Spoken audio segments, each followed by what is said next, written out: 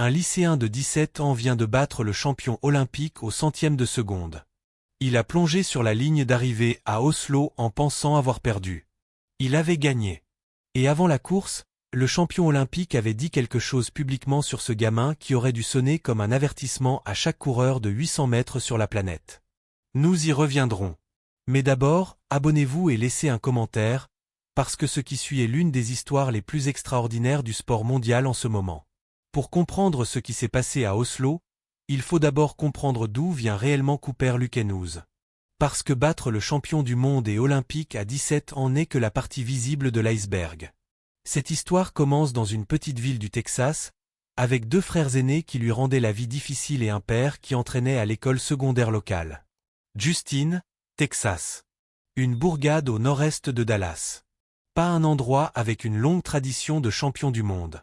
Juste une banlieue ordinaire où les gamins vont à l'école, pratiquent des sports et essaient de ne pas se faire distancer par leurs grands frères. Cooper Lukenhuus a grandi dans une maison où tout était compétition. Il pratiquait 5 sports au collège, dont la lutte. Il étudiait de manière obsessionnelle les films de match des Dallas Cowboys. Ce gamin était câblé pour se battre en permanence avant qu'une seule personne hors du Texas ne connaisse son nom. Son père George avait couru au niveau universitaire et est aujourd'hui directeur athlétique de tout le district scolaire. Sa mère Trisha est la proviseure du lycée Northwest. Le gamin qui vient de battre le champion olympique fréquente un établissement où c'est sa propre mère qui dirige les lieux. Tout dans cette maison tournait autour de l'amélioration, de la preuve de soi, de ne jamais se laisser distancer. Sa mère raconte une anecdote d'une saison de basket-ball en ligue paroissiale. Cooper est jeune. Son frère du milieu a 4 ans de plus. La plupart des parents auraient mis le plus jeune dans une équipe séparée. Trisha le fait jouer avec les garçons plus âgés quand même, et il tient la comparaison. Parfois il les surpasse. Parce que depuis le tout début, la seule chose que Cooper Lukenhuus voulait faire, c'était prouver qu'il avait sa place là où il n'était pas encore censé être. Ce détail résume toute une carrière en une seule phrase. Il commence la course à pied au collège, gagne chaque course à laquelle il participe, mais n'y attache pas vraiment d'importance. Ses propres mots. Il dit qu'il allait juste courir pour se battre et s'amuser. Et à chaque fois qu'il montait sur la piste, il voulait vraiment gagner, mais pensait simplement que c'était le cas pour tout le monde. Il ne savait pas encore que ce n'était pas le cas pour tout le monde. En 8e année, Cooper Lukenhuus court le 800 mètres en 1h53 et 1h54. Pour replacer ça dans son contexte, la plupart des coureurs adultes amateurs considéreraient un 1h53 comme un record personnel sérieux. Ce gamin le fait à 14 ans, en classe de 3e. Il remporte le Brox PR Invitational. Il remporte les Nike Outdoor National. Le monde de l'athlétisme le remarque un peu, comme il remarque toujours quand un jeune court vite et se demande immédiatement si ça va tenir. Parce que voilà le problème, être un collégien rapide au Texas ne signifie rien pour les hommes qui courent en Diamond League et au championnat du monde. L'écart entre les meetings lycéens nationaux et l'athlétisme professionnel est colossal. Colossal ne suffit même pas à le décrire. C'est un sport complètement différent à un niveau complètement différent. Il entre au lycée et gagne chaque 800 mètres auquel il participe. Titre d'État Texas classe 5A en première année, puis titre classe 6 à l'année suivante. Invaincu. De plus en plus rapide à chaque saison, mais le monde de l'athlétisme au sens large ne prête pas encore vraiment attention. Et voilà le problème d'être le meilleur coureur lycéen de 800 mètres du Texas. Les hommes qu'il faut battre pour se prouver ne courent pas dans les meetings lycéens texans. Ils courent à Oslo, Stockholm et Eugene avec des médailles olympiques autour du cou et des années d'expérience internationale derrière eux. Remporter des titres d'État texan est incroyable, mais cela ne répond absolument à rien concernant la capacité de Cooper Lukenhuus à rivaliser avec les meilleurs du monde. Il faut qu'un événement force la question. L'entraîneur Chris Capo est l'homme qui structure la progression de Lukenhuus dans le saut de l'exceptionnel lycéen vers l'athlète professionnel en 2025. Toujours au lycée, toujours en cours, mais désormais entraîné pour les championnats du monde. Il y a un détail dans la façon dont Capo entraîne Lukenhuus qui explique tout sur pourquoi les grands moments continuent de se dérouler en sa faveur. Le démarrage final. Tout au long de sa carrière, Lukenhuus a eu un déclencheur naturel à 200 mètres de l'arrivée. Ses propres mots. Depuis le collège, c'est l'endroit d'où je pousse vraiment. Ce n'est pas aléatoire. C'est gravé. Course après course, séance après séance, l'entraîneur construit ce dernier 200 en lui jusqu'à ce que ça devienne de l'instinct. Et le 3 août 2025 à Eugene, Oregon, cet instinct change tout. Championnat d'athlétisme en plein air des États-Unis, Eugene, Oregon. Cooper Lukenous a 16 ans. Il est en finale du 800 mètres face à des professionnels, d'anciens champions du monde, des Olympiens, des hommes qui foncent à toute leur vie adulte. À 200 mètres de l'arrivée, il est 7e. Bon dernier dans les positions qui comptent. Puis le déclencheur s'active. Il passe de 7e à 2e dans les 200 derniers mètres.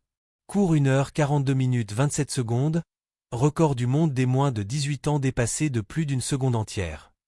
Josh Wee, Bryce Hoppel, Brandon Miller, des hommes qui entre eux cumulent des médailles olympiques et des finales de championnat du monde. Termine 2e au général derrière Donovan Brazier. Le stade de Hayward Field explose. Devient le plus jeune Américain jamais qualifié pour les championnats du monde d'athlétisme. Un lycéen de 16 ans qui va rater son cours de littérature anglaise pour être à Tokyo. Le monde de l'athlétisme ne fait plus simplement attention. Il se lève. Mais Tokyo ne se passe pas comme prévu. Et ce qui s'y passe est la partie que les compilations de moments forts de Lukenous ont tendance à esquiver. Tokyo, septembre 2025, championnat du monde d'athlétisme. Lukenous prend l'avion pour le Japon avec ses devoirs dans son sac. Il a 16 ans. Il est le plus jeune Américain jamais apparu à ce niveau. L'expérience en elle-même est censée être la récompense. Il est éliminé en série. Le plateau du 800 mètres des championnats du monde est tactique, physique et brutal d'une façon que les meetings lycéens texans ne peuvent tout simplement pas préparer. Les meilleurs coureurs du monde savent comment vous enfermer, comment utiliser leur expérience pour contrôler une course. Comment faire en sorte qu'un finisseur dangereux n'ait jamais l'espace pour se libérer. Lukenous ne se qualifie pas pour la finale. Il rentre chez lui. Ce n'est pas un désastre. Il a 16 ans et il y est arrivé. Mais c'est un message très clair. Le talent brut et un finish dévastateur ne suffisent pas seuls. La scène mondiale exige davantage, exige de l'expérience, exige le type d'intelligence tactique qui ne vient que de courir contre les meilleurs encore et encore, de perdre, d'apprendre et de revenir. La question est de savoir si un gamin qui n'a jamais vraiment perdu a la mentalité pour prendre cette leçon et réellement l'utiliser. Dites-le dans les commentaires maintenant. À 16 ans, préfériez-vous manquer votre première année de lycée pour aller au championnat du monde ou rester chez vous avec vos amis? Parce que Cooper choisissait la course à chaque fois. Mars 2026, direction la Pologne. La plupart des camarades de classe de Cooper Lukenous sont chez eux pour les vacances de printemps. À la plage, à dormir, à jouer aux jeux vidéo, des vacances de lycéen normal. Lukenous est en Pologne à courir le 800 mètres au championnat du monde d'athlétisme en salle face aux meilleurs coureurs de demi-fond de la planète. Il gagne en 1h44 minutes 2 secondes. Plus jeune champion du monde individuel de l'histoire de l'athlétisme.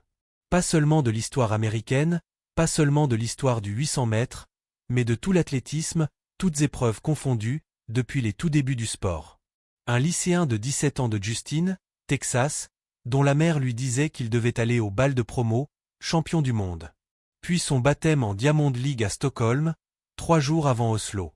Il gagne en 1:42:70. Plus jeune vainqueur de l'histoire de la Diamond League depuis le lancement de la série en 2010. Le record tenait depuis 16 ans. Puis Emmanuel Wagnoni décide de se montrer.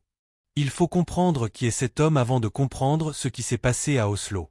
Emmanuel Wagnoni a 21 ans, Kényan, champion olympique de Paris 2024, champion du monde de Tokyo 2025, le coureur de 800 mètres le plus dominant en activité.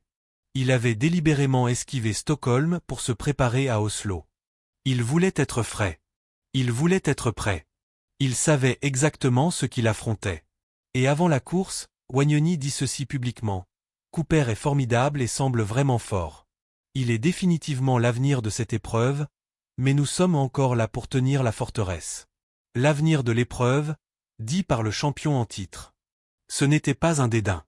C'était un homme qui respectait tellement la menace qu'il devait l'admettre à voix haute, puis il est sorti prouver qu'il était encore le roi. 10 juin 2026. Oslo Bislett Games. La piste de demi-fond la plus célèbre du monde. La piste qui a accueilli 70 records du monde au cours de son histoire. La course part vite. Wagnoni mène à la cloche comme il le fait toujours, dictant les conditions, utilisant son expérience et sa puissance pour contrôler l'allure. Lukenus le suit, attend. 200 mètres de l'arrivée. Le déclencheur s'active. Il prend la tête, creuse un écart dans la ligne droite. Wagnoni n'est pas terminé. Il revient fort. Réduit l'écart mètre par mètre jusqu'à la ligne. Il touche le fil ensemble. Photo finish. Lukenus plonge. Il pense sincèrement avoir perdu. Il atterrit sur la piste en croyant que le champion olympique vient de le coiffer au poteau. Puis le temps s'affiche. 1h42 minutes 8 secondes pour Lukenus. 1h42 minutes 9 secondes pour Wagnoni. 1/100 de seconde, moins d'un battement de paupières. La marge minimale possible à laquelle une personne peut battre une autre dans l'athlétisme professionnel. Le gamin de Justin, Texas, qui était censé être en train de planifier son bal de promo, qui a renoncé aux vacances de printemps pour la Pologne, qui avait mis ses devoirs dans son sac pour Tokyo, vient de battre le champion olympique et mondial à l'épaisseur d'un ongle. 6 courses en professionnel, 6 victoires. Champion du monde en salle. Plus jeune vainqueur de l'histoire de la Diamond League. Meilleure performance mondiale de 2026. Troisième chrono le plus rapide jamais réalisé par un Américain avec ce 1h42 minutes 8 secondes. Maintenant pensez à Wagnoni un instant. C'est un homme qui a passé 2 ans au sommet du 800 mètres, défendant son titre à chaque grand championnat, portant le poids d'être le meilleur du monde. Il est venu à Oslo préparer. Il s'est entraîné spécifiquement pour cette course. Il a tout donné dans cette dernière ligne droite et un lycéen de 17 ans qui doit encore aller au bal de promo l'a quand même battu. Vous savez ce que Wagnoni pense en ce moment. Il l'avait déjà dit avant la course. L'avenir de l'épreuve est là. Après Oslo, quelqu'un demande à Cooper Lukenus quels sont ses objectifs pour l'avenir proche. Il ne mentionne pas Wagnoni. Il ne mentionne pas le record du monde. Il ne parle pas de Los Angeles 2028 ni de ce qui vient ensuite sur le calendrier de la Diamond League. Il dit qu'il n'est pas encore allé à la fête de rentrée de son lycée. Il dit qu'il doit probablement aller au bal de promo. Sa mère a dit qu'il le devait, alors il faut qu'il commence à faire des plans. Et puis il dit la phrase qui devrait mettre chaque coureur de 800 mètres du monde profondément mal à l'aise. Quand on lui demande ce qu'il pense possible, il répond simplement « Je ne sais pas ce qui est possible ». Pas de fausse modestie, pas d'une réponse médiatique scriptée. Un gamin de 17 ans qui a déjà battu chaque adversaire qu'il a affronté, vous disant honnêtement qu'il n'a pas encore trouvé son plafond. Le record du monde du 800 mètres est de 1:40:91. David Rudisha, Jeux Olympiques de Londres 2012. Il tient depuis 14 ans. Personne n'en est proche. Les plus grands coureurs de demi-fond de la dernière décennie ont levé les yeux vers ce chiffre et l'ont accepté comme intouchable. Cooper Lukenus vient de courir en 1h42 minutes 8 secondes. Il a 17 ans. Il ne sait pas ce qui est possible. Faites le calcul. Los Angeles 2028 est dans 2 ans. Jeux Olympiques à domicile, sur sol américain, la finale du 800 mètres à Los Angeles devant la plus grande foule de l'histoire du sport. Lukenus aura 19 ans, toujours dans sa première saison professionnelle complète quand les Jeux arriveront. Si la progression de 16 à 17 ans sert d'indicateur, ce que donnera 19 ans est véritablement inconnu. Il l'a dit lui-même. Alors voici ce que je veux que vous me disiez dans les commentaires. Los Angeles 2028. Cooper Lukenus a 19 ans. Finale olympique du 800 mètres sur sol américain. Le pays entier qui regarde. Remporte-t-il l'or ? Et brise-t-il le record du monde de David Rudisha, 1:40:91, qui tient depuis 2012, pour devenir le plus grand coureur de 800 mètres de l'histoire du sport? Dites-le en commentaire, likez cette vidéo, partagez-la autour de vous, et abonnez-vous pour ne manquer aucun des récits qui vous attendent ici. Parce que cette histoire n'en est qu'à ses débuts.